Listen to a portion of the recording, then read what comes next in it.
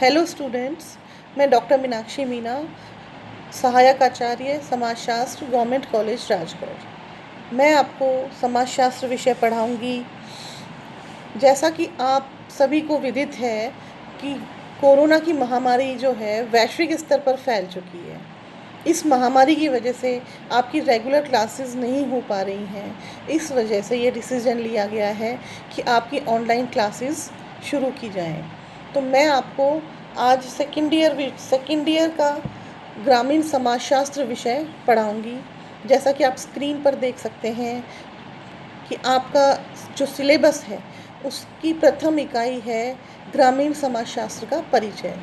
इसके अंतर्गत जो टॉपिक्स हैं वो इस प्रकार हैं: ग्रामीण समाजशास्त्र की प्रकृति, क्षेत्र, विषय सामग्री, ग्रामीण समाजशास्त्र के अध्ययन का महत्व। तो इकाई प्रथम में हम यह सब अध्ययन करेंगे। आज का हमारा टॉपिक है ग्रामीण समाजशास्त्र का अर्थ, विशेषताएं एवं परिभाषाएं। ग्रामीण समाजशास्त्र क्या है? ग्रामीण समाजशास्त्र का अर्थ क्या है? हम क्या समझते हैं ग्रामीण समाजशास्त्र से? ग्रामीण समाजशास्त्र का अर्थ है, ग्रामीण समाजशास्त्र दो शब्दों ग्राम व समाजशास्त्र से मिलकर बना है, जिसका अर्थ है कि समाजशास्त्र की वह शाखा जो ग्रामीण जीवन, ग्रामीण समूहों, संबंधों एवं ग्रामीण जगत का वैज्ञानिक अध्ययन करती है। ग्रामीण समाजशास्त्र की एक विशिष्ट शाखा है जो मानव के ग्रामीण जीवन का अध्ययन करती है। विश्व की अधिकांश जनसंख्या ग्रामीण क्षेत्रों में निवास करती है। ग्रामीण लोगों के व्यवसाय, विश्वास, उनके जीवन के रंग ढंग का अध्ययन करने के लिए समाजशास्त्र की एक विशिष्ट शाखा के रूप में ग्रामीण समाजशास्त्र का उदय हुआ। यह शाखा केवल ग्रामीण पर्यावरण में घटित होने वाली सामाजिक घटनाओं और ग्रामीण समूहों का अध्ययन करती है। अब हम पढ़ेंगे ग्रामीण समाजशास्त्र की परिभाषाएं। ग्रामीण समाजशास्त्र की परिभाषाएं क्या हैं? टी लीन स्मिथ के अनुसार ग्रामीण सामाजिक संबंधों के व्यवस्थित ज्ञान को ही हम सही अर्थों में ग्रामीण जीवन का समाजशास्त्र कह सकते हैं। एक अन्य स्थान पर उन्होंने ग्रामीण समाजशास्त्र को परिभाषित करते हुए लिखा है कि ग्रामीण समाजशास्त्र या उत्तम रूप में अभी ग्रामीण जीवन का समाजशास्त्र ज्ञान की वह व्यवस्थित शाखा है जो ग्रामीण समाज, इसके संगठन, इसकी संरचना तथा इसकी प्रक्रिया के अध्ययन में वैज्ञानिक विधि के प्रयोग का परिणाम है। एस बर्ट्रैंड क्या परिभाषा करते हैं इसकी व्यापकतम परिभाषा में ग्रामीण समाजशास्त्र ग्रामीण पर्यावरण में मानवीय संबंधों का अध्ययन है।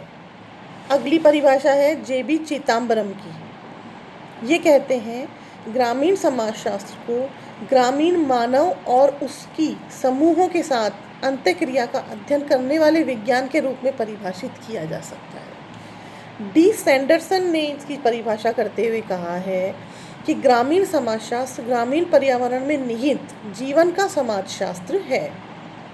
AR देसाई ने परिभाषित करते हुए लिखा है कि ग्रामीण समाजशास्त्र का मूल कार्य ग्रामीण समाज के विकास के नियमों को खोज निकालना है। F स्टुअर्ट चैपिन परिभाषित करते हुए लिखते हैं, ग्रामीण जीवन का समाजशास्त्र ग्रामीण जनसंख्या, ग्रामीण सामाजिक संगठन एवं ग्रामीण समाज में कार्यरत सामाजिक प्रक्रियाओं का अध्ययन है। अब ग्रामीण समाजशास्त्र की विशेषताएं क्या क्या हैं? ग्रामीण समाजशास्त्र की इन परिभाषाओं के आधार पर ग्रामीण समाजशास्त्र की विशेषताएं इस प्रकार बताई जा सकती हैं। आप नोट कीजिए। नंबर 1, ग्रामीण समाजशास्त्र ग्रामीण पर्यावरण में मानवीय संबंधों का अध्ययन है। पॉइंट नंबर 2, ग्रामीण समाजशास्त्र ग्रामीण समूहों, ग्रामीण सामाजिक प्रक्रियाओं एवं अंतःक्रियाओं, ग्रामीण सामाजिक संरचना एवं संगठन आदि का व्यवस्थित अध्ययन है। पॉइंट 3, ग्रामीण समाजशास्त्र में ग्रामीण समाजशास्त्र की विशिष्ट एक और महत्वपूर्ण शाखा है। नंबर 4, यह ग्रामीण समस्याओं के निराकरण, ग्रामीण पुनर्निर्माण और उत्थान के व्यावहारिक योगदान देने वाला विज्ञान है। हमारा अगला टॉपिक है ग्रामीण समाजशास्त्र का क्षेत्र और विषय सामग्री। किसी भी विषय के क्षेत्र से हम क्या समझते हैं? क्षेत्र से तात्पर्य है कि उस विषय के अंतर्गत किन किन चीज़ों का अध्ययन किया जा सकता है। विषय सामग्री से भी यही तात्पर्य है कि उस विषय के अंदर क्या क्या टॉपिक्स हैं, क्या क्या विषय हैं जिनको हम अध्ययन में सम्मिलित करते हैं। नंबर 1 है ग्रामीण सामाजिक संरचना। ग्रामीण समाज शास्त्र के अंतर्गत ग्रामीण सामाजिक संरचना का अध्ययन किया जाता है। ग्रामीण जनसंख्या, ग्रामों की बसावट, उसकी बसावट के भिन्न भिन्न प्रकार एवं प्रतिमान तथा उसके सामाजिक जीवन पर प्रभाव का अध्ययन ग्रामीण समाजशास्त्र के अंतर्गत किया जाता है। उदाहरण के लिए भारतीय ग्रामों में बसावट की यह विशेषता है कि इसमें जातीय आधार पर मोहल्ले पाए जाते हैं तथा अछूत जातियां गांव में दूर निवास करती हैं। बसावट के इस प्रतिमान ने जातियों के पारस्परिक संबंधों को भी प्रभावित किया है, क्योंकि एक ही स्थान पर संगठित रूप से बसे गांव में छितरे रूप से बसे गांव की तुलना में एकता और संगठन अधिक पाया जाता है। नंबर 2 ग्रामीण सामाजिक संगठन। टी.एल. स्मिथ ने ग्रामीण सामाजिक संगठन को ग्रामीण सामाजिक समाजशास्त्र की विषय वस्तु बताया है। उन्होंने इसे पुनः 3 उपभागों में बांटा है। नंबर 1 मानव का भूमि से संस्थात्मक संबंध। इसके अंतर्गत निवास के प्रतिमान, भूमि सर्वेक्षण, भूमि अधिकार, भू स्वामित्व का अधिकार व स्वरूप तथा कृषि व्यवस्था आदि आते हैं। नंबर 2 सामाजिक शरीर संरचना। इसके अंतर्गत सामाजिक विभेदीकरण तथा सामाजिक संस्तरण आदि आते हैं। नंबर 3 प्रमुख सामाजिक संस्थाएं। इसके अंतर्गत शिक्षा, धर्म, राजनीति व सरकार आदि आते हैं। भारत के संदर्भ में इसके अंतर्गत गांव में पाए जाने वाले विभिन्न संगठनों जैसे परिवार विवाह, जाति व्यवस्था, जजमानी प्रथा, वर्ग व्यवस्था, शिक्षा व्यवस्था, प्रशासन व्यवस्था, स्वास्थ्य, धर्म आदि की संरचना और प्रकारों का अध्ययन किया जाता है। नंबर 3 है ग्रामीण सामाजिक समूह। ग्रामीण समाजशास्त्र गांव में पाए जाने वाले विभिन्न समूहों का अध्ययन करता है। इसके अंतर्गत ग्रामीण मानव द्वारा निर्मित विभिन्न प्रकार के समूहों की रचना व उनके कार्यों का अध्ययन किया जाता है। ये समूह परिवार, क्रीड़ा समूह, मनोरंजन समूह, सांस्कृतिक समूह, धार्मिक, आर्थिक व राजनीतिक समूहों के रूप में देखे जा सकते हैं। इन समूहों के द्वारा ग्रामीण मानक के संबंधों का अध्ययन और विस्तार होता है। नंबर 4 ग्रामीण सामाजिक संस्थाएं। ग्रामीण सामाजिक संस्थाओं के अंतर्गत ग्रामीण समाजशास्त्र ग्रामीण रीति रिवाजों, जन रीतियों, रूढ़ियों, प्रथाओं, नियमों, कानूनों आदि के स्वरूप, प्रकार एवं प्रकारों का अध्ययन करता है। ग्रामीण क्षेत्र में पाई जाने वाली विभिन्न शैक्षिक, धार्मिक, राजनीतिक, प्रशासनिक, पारिवारिक एवं सांस्कृतिक संस्थाओं का अध्ययन भी ग्रामीण समाजशास्त्र में किया जाता है। नंबर 5 ग्रामीण सामाजिक प्रक्रियाएं। ग्रामीण समाजशास्त्र के अंतर्गत ग्रामीण क्षेत्र में पाई जाने वाली विभिन्न संगठनात्मक एवं विघटनात्मक प्रक्रियाओं का अध्ययन भी किया जाता है। ये विभिन्न सामाजिक प्रक्रियाएं हैं सहयोग, व्यवस्थापन, सातमीकरण, एकीकरण, संघर्ष, प्रतिस्पर्धा, पर संस्कृति ग्रहण, समाजीकरण, संस्कृतिकरण, सामाजिक गतिशीलता आदि। नंबर 6 ग्रामीण सामाजिक समस्याएं।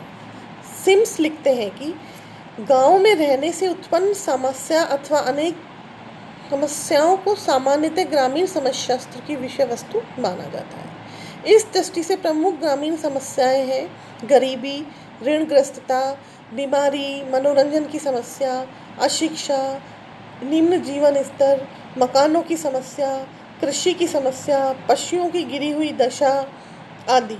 इन समस्याओं का अध्ययन करना ग्रामीण समाजशास्त्र का विशेष क्षेत्र है।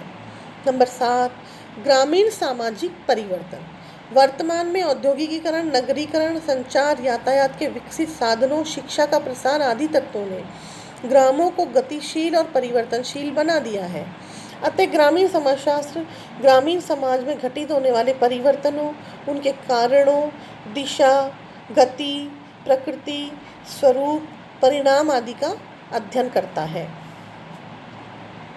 8वां पॉइंट है ग्रामीण नगरीय संबंध। ग्रामीण समाजशास्त्र के अंतर्गत ग्रामीण नगरीय संबंधों का अध्ययन भी किया जाता है। ग्रामीण नगरीय जीवन में यद्यपि काफ़ी अंतर होता है, लेकिन ये एकदम से एक दूसरे से अलग अलग नहीं है।